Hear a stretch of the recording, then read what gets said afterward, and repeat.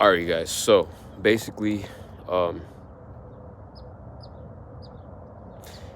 if I'm a pararescue, right? Like I was born, I feel like I was born to be a pararescue jumper from the Air Force, United States Air Force.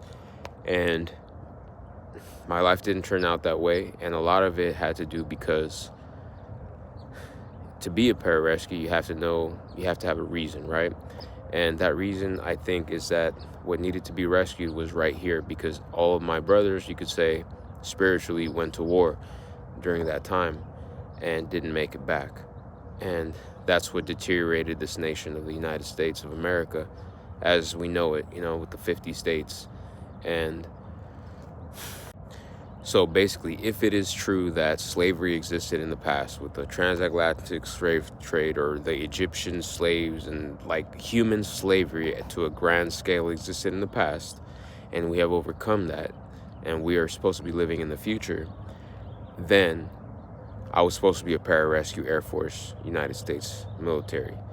However, things happened, second grade, 2001, September 11th, that altered my destiny, you could say, my future.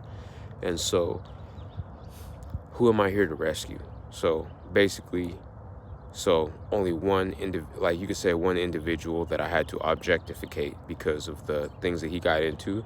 And you could say his name is Sal, you know? And at the same time, there is this woman that basically she's the one that took my virginity, that I have to look out for because whoever is in control of this narrative knows my values, knows my virtues, and they know that they matter to me in the spiritual sense. And I keep that together, right? So right now they may feel like I'm looking out for those two people, So as an Air Force pararescue jumper, hypothetically, this is the best that I can do as that, in the sense that that is the spirit of who I am, being born in 94 in this real estate development since 1996. And thank you guys very much for your attention. And please focus, remember, stay safe. Don't forget who your family and friends really were when you first met them. And keep in mind all this stuff that has happened in between. Time is a measure, guys. Time wouldn't exist if there was no mark left. So keep that in mind. There's always marks being left. And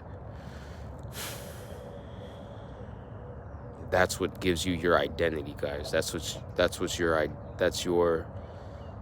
ID, guys. Thank you.